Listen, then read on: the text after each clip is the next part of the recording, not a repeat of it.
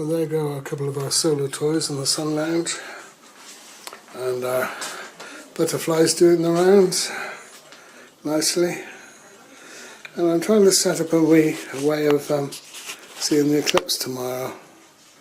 So what I have here is a back screen, and get the sun coming through a little hole in this piece of cardboard, and we see a circular image on the back screen.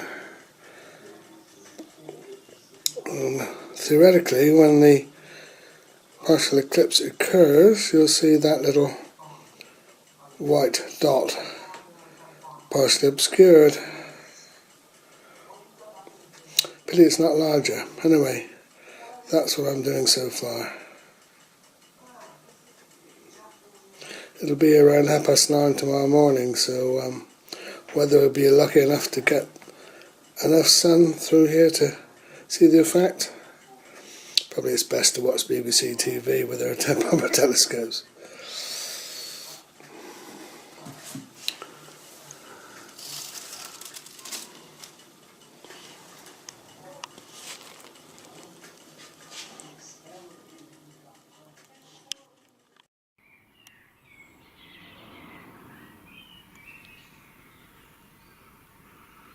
Well, it's the 20th of March, the day of the solar eclipse.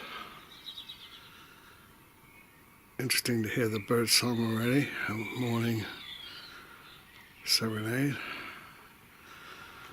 The sun is yet to appear. This is a garden light. You can just see the signs of dawn in the distance.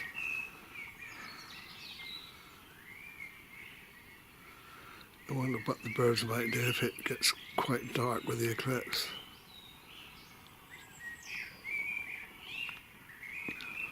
Our location is rather down the wrong side of a hill to see the sunrise. But see the sky is beginning to turn blue.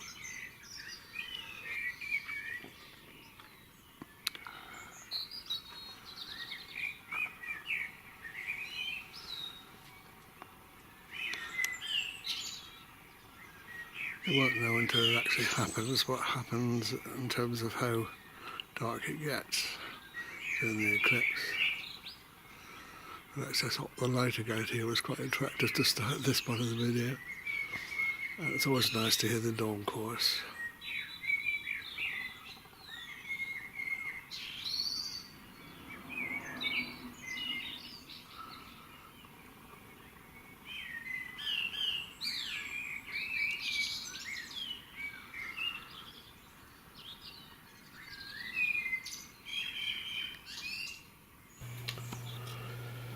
It's interesting to think quite what goes on with a solar eclipse.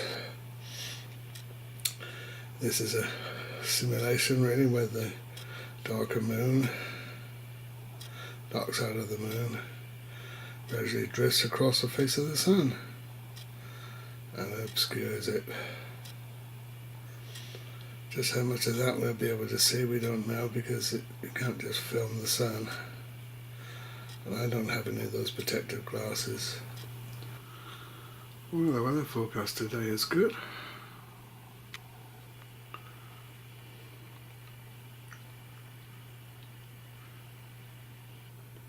So, fingers crossed we'll get some good video of the eclipse. Well, it's just coming up to 6 AM now.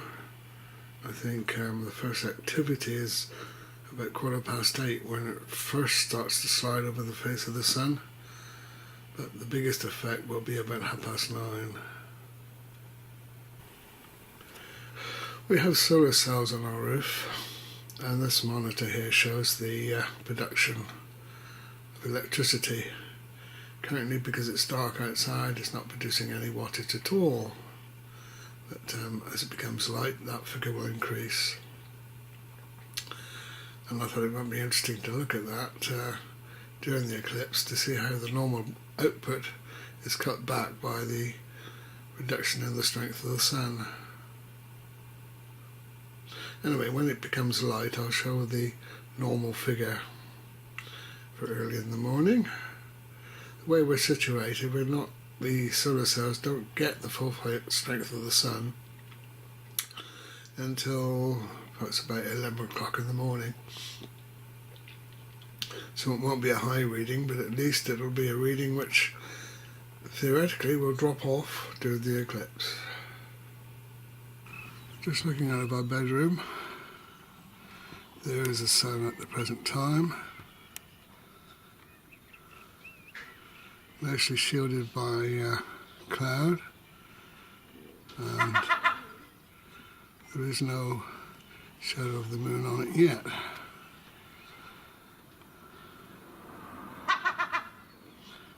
It's about 3/4 of an hour before we should see that. Oh, seagulls looking forward to it.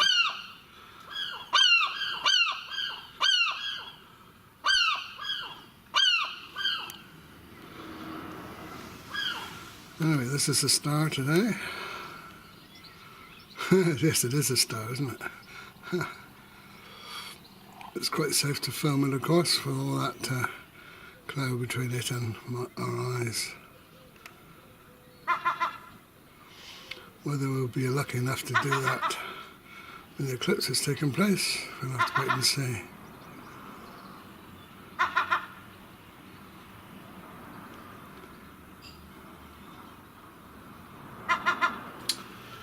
And there's the generated power on our solar cells at 8 o'clock. Of course, when the sun is fully on the solar panels, it's 10 times more than that, 2.9 kilowatts. But as the sun climbs in the sky and angles around towards our solar cells, so this figure will increase gradually for the day. That's a normal pattern. But I think during the eclipse, instead of that increasing, we'll see it being reduced as the sun's strength is reduced. Yeah, just experimenting with the mirror, because the sun strength is quite strong now. But if I project the sun's image there onto the wall, we should be able to see when it's getting partially hidden. Yeah, I think that's better than the little pinhole camera, that it's such a small image. Oh, there's our own little, see the top? It's in the mirror. So the top, because it's a mirror image, the top left corner is starting to be covered over. It's probably the other side to breakfast, Jane McCumming. Is it swapped over because of the mirror? Yeah. And realised that I can do it anymore. That's interesting. 18, Charlie attempted to take the moon just drifting in front of the sun. Down there in Newlyn, it will cover about 85% of the sun. So as we keep saying, it's not a total eclipse today. You're not going to hear Bonnie Tyler, but we'll get a partial eclipse, 85% there. And the peak in Newlyn will be in about, I think, about an hour's time, and then it gradually travels further up the country. I think we can go somewhere else as well, can't we? Yeah, it's also started in Plymouth. It looks like the southwest of England could be one of the best places to see the eclipse this morning. There you go, that's the live shot. Tell you what's been happening for the last, ever since we started to see the moon just move in front of the sun at exactly 18 minutes past 8. It's been teasing us, it's been tantalising, tantalisingly nipping in and out of the cloud. And if we give you now our eclipse camera, you can see. Look at that. I mean, that is absolutely wonderful, isn't it? We think that that's probably about a third of a chunk. It's probably about a third obscured.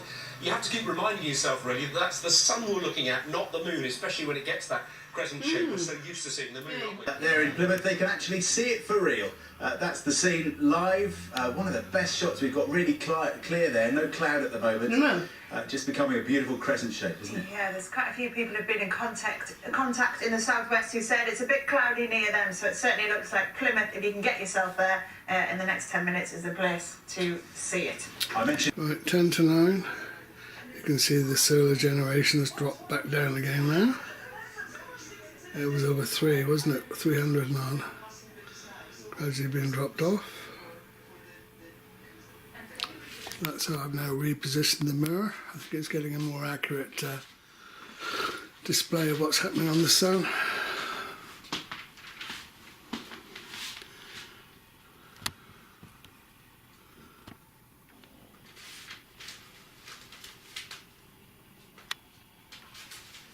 is in Newlyn in Cornwall, which began just a little bit earlier. That is a different picture there from Newlyn, where of course you can see the moon casting its shadow over the sky. Just looking out into our sun lounge, it does look a bit gloomier than normal. Oh, yeah, Now along the south coast of England into the southeast London area, Yeah, it does. flight around this morning. it was getting evening out there.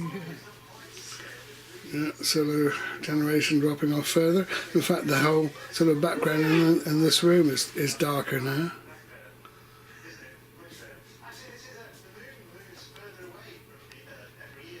Spots, the sinister looking black spot over the UK, is the shadow of the moon as captured by the Russian space station Mir. Yeah, you think it was getting dark out there? You think so? That's the effect you're getting?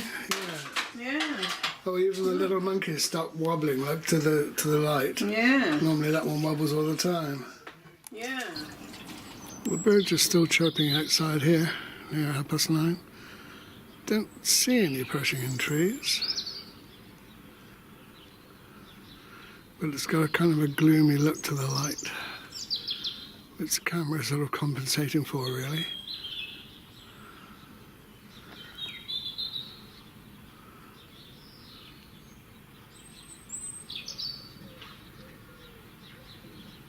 Well, there's a bird just flown into a tree.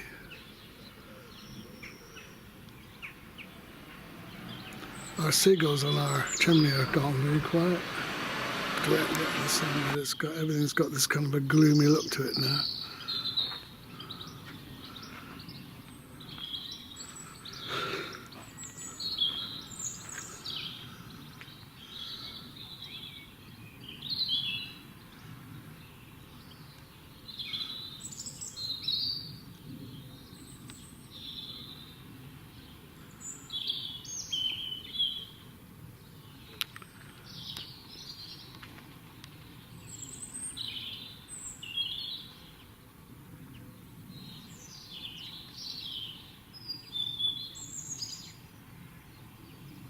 We should wonder if they're doing the dawn course over again. Now, there's quite a bit of cloud over the sun. Can we actually safely see it? Yes, there. Right, that's the sun.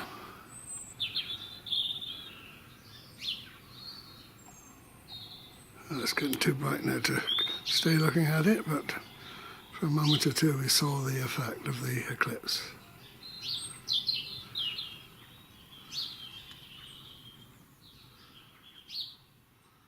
Well, it's 10 to 10 now. As you can see, the solar generation is climbed back over the 300 mark now. So we passed the minimum. And outdoors things are looking rapidly getting back to normal. Before long it'll be beaming in here, setting our butterfly off again, no doubt. In the garden things are looking a lot brighter. Mightn't be enough to bring our other tardy daffodils out. But no chance of looking directly at the sun now, it's too bright again.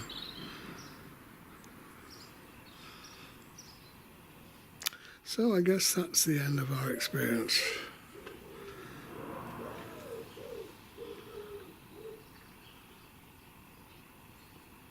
Right, final shot, 10:30, everything's over and done with now. And our generation on the solar panels is back to well over a kilowatt.